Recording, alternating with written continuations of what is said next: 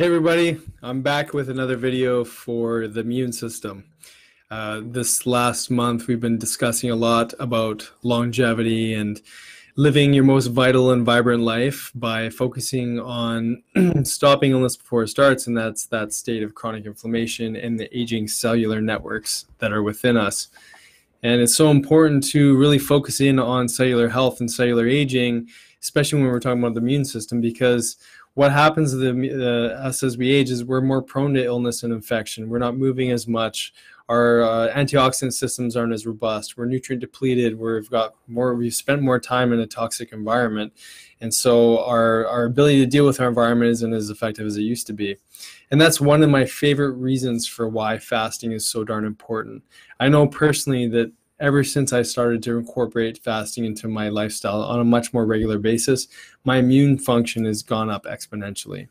I'm just a way stronger human being, immune system wise, when I've incorporated a daily practice into my system. And then of course, like on the Metabolic Fix, we're walking people through a 5-day fast, teaching them how to prepare for that over a 7-week journey. You start to really build your fasting muscle and your immune muscle by teaching your body this process of adaptation and cellular healing. So fasting for me, it started probably about 7 years ago, doing it more regularly in my diet. If I ever get sick, it's maybe for a day or two, whereas before it was consistently, I was getting sick for a week or two or longer. Sometimes it seemed like it would last a month, and the symptoms would just linger and never really get better. So for me, building fasting into my lifestyle practices was so important. And it helps to just build a more resilient body. When you've got the scare of the next big infection, whatever that may be, you know that you've strengthened your body. You've taught it this state of ketosis, taught it the state of adaptation, and taught it the state of really turning your cells over to be more functional, more cohesive, more able to survive environments. And so we don't have to be so reactive with our healthcare. We can be a lot more proactive. And so that gets me into supplementation. And whenever there's sort of a looming threat, maybe your kids go to school and they come back with God knows what kind of microbes on their body because they haven't washed their hands and they've been picking their noses and touching everything in sight. And maybe our son, we went to go visit Sonia's grandpa in the hospital once, and he licked some surface. I think it was like a chair handle or something like that. And we just thought, oh God, he's going to get sick for sure. And sure enough, he did get sick. Obviously that's an extreme environment where, it's easy to pick up certain things, especially when there's a lot of sick people around. So anyways, we've been in the environment where, if you don't take care, if you don't wash, if you don't clean, if you don't wash your hands, just basic hygiene goes such a long way.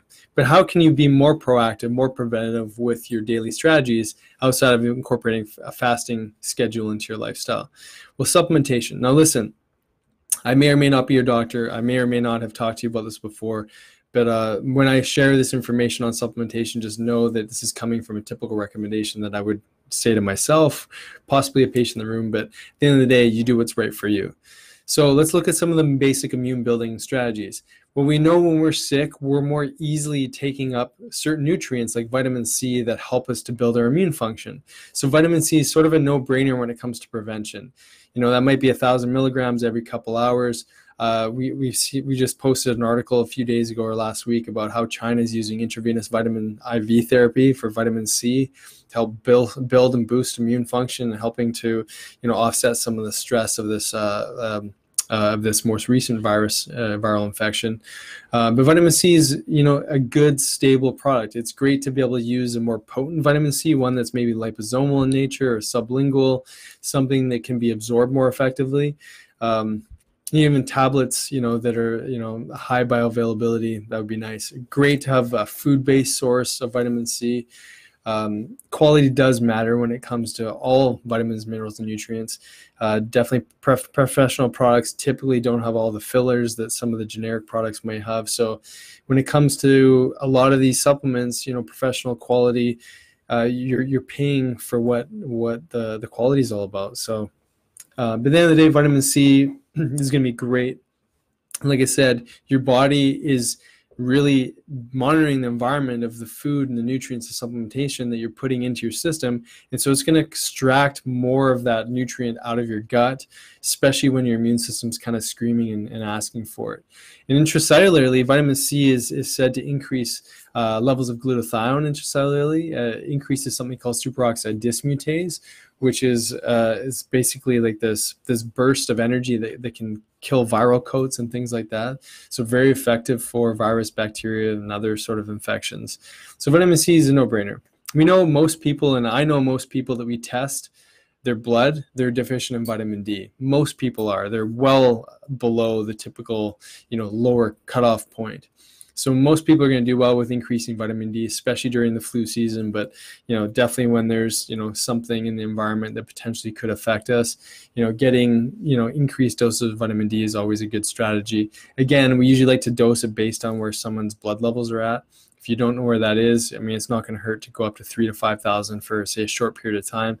Again, some people are going to need much higher doses than that. But next vitamin would be vitamin A. Typically, it would be a better option to choose the retinoic acids versus the carotenoids. Retinoic acids would not be a good idea for women who are pregnant, though, however. So you have to know the population of people that are using vitamin A. But vitamin A can be used in higher doses short term, and vitamin A is very specific for viral attacks. So a great way to boost your immune system's response to viruses. I'm not going to give any dosages because, like I said, I'm not prescribing anything. It's just vitamin A. The reason we have to be a little more cautious with is that too high doses for too long can lead to liver issues. And like I said, there's a pregnancy stress with too high levels of retinoic acid. So just have to be a little more careful with that one. But it's a really potent antiviral tool.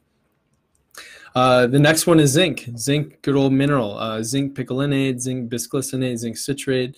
It's good to use. We like to use different versions of zinc. But zinc is a powerful tool to help build immune function. So it sort of falls in that vitamin mineral complex for helping to support, again, viruses, bacteria, whatever kind of function. But essentially, when we're looking at building immune function for prevention, we're looking at strengthening your body's innate immune response. And that's the whole idea. We want to just build the strength of your immune system. And these are some great tools for that. There's some fantastic herbs that we like to use as well. I love astragalus. Astragalus is a great herb I typically recommend for when people have sort of a chronicity to their symptoms. They're taking a long time to get over something, but astragalus is great for adrenal repair as well as immune function. So it sort of has this double effect of supporting some of these deeper reasons why people get sick more often. Is just they're burnt out and there's chronic state of stress. Andrographis is a great antiviral, antibacterial herb that works well. Golden seal can be used, osha, echinacea. Some of these are more common things that people might see. Anything that has an antimicrobial component to it can be effective at helping just to support and stabilize immune function and increase immune activity in those white blood cells. What else? Colloidal silver spray. It's kind of nice because it doesn't have as strong as an effect, and it can help to sort of just downplay some of the typical pathogenic microbes that may be existing in the mouth or upper respiratory passageways. Another thing that we like to use for the upper respiratory centers is a product called Restore, which basically helps to strengthen the local microbial flora that can be taken both orally as just to support strength of the microbes internally in the gut, which is, again, where a big part of your immune system sits, but also it can be taken intranasally as well. And of course, N-acetylcysteine, which is basically a precursor to glutathione. N-acetylcysteine really helps to support lung function. People can also use nebulized glutathione, which is something we do in the clinic here as well. It could be intravenous glutathione, but N-acetylcysteine is great orally for helping to support healthy lung function. Oh, I forgot another herbal support. Elderberry is a great herbal support for the lungs too. Again, usually when we're making recommendations for people, it might depend on someone's symptoms, where they're typically notice afflictions, like if someone usually present typically with a fever, or does someone present more maybe with upper respiratory cough, mucus, that kind of thing. So there's, different herbs do different things. I think just supporting yourself with vitamin D, vitamin C, some zinc is even just a good basic starting point. But I mean, there's a ton of different things when it comes to supplements, but those are some of the more common things I think that would be very supportive for people in most cases. Again, always best to consult with your doctor, whoever's helping to support you. Unless you're using some of the stuff somewhat regularly, you're going to know it fairly well.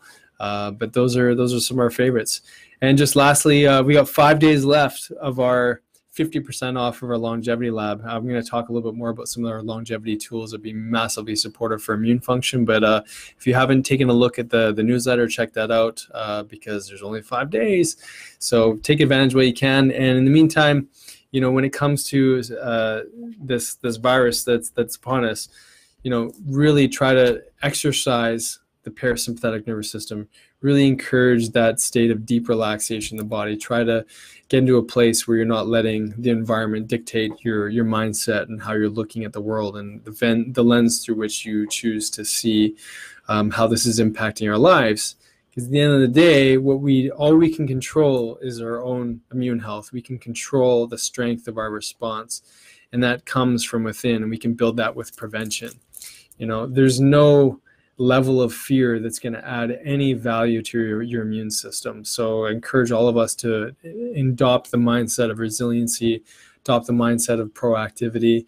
And my goodness, if you've got someone who's immune compromised in your family, if you've got someone who's elderly, you know, maybe more of a time than ever to really be focusing on prevention and being proactive.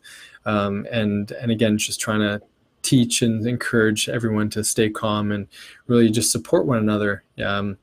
You know, I just realized that the part of the strategy is to, you know, sort of avoid people. And I get the reason for that. And at the same time, this is also a time to come together. So maybe we can't necessarily be together physically with everyone, your loved ones, etc. But, you know, a good time to reach out and just share your love because we know love is deeply, deeply healing. So that's it for today. Lots of love to you guys, and keep up with that immune building focus with focusing on prevention and being proactive and building a more resilient, adaptable body. And if you haven't done yet, start looking into incorporating fasting into your lifestyle and check out some of the amazing benefits of the longevity lab when you can. All the best.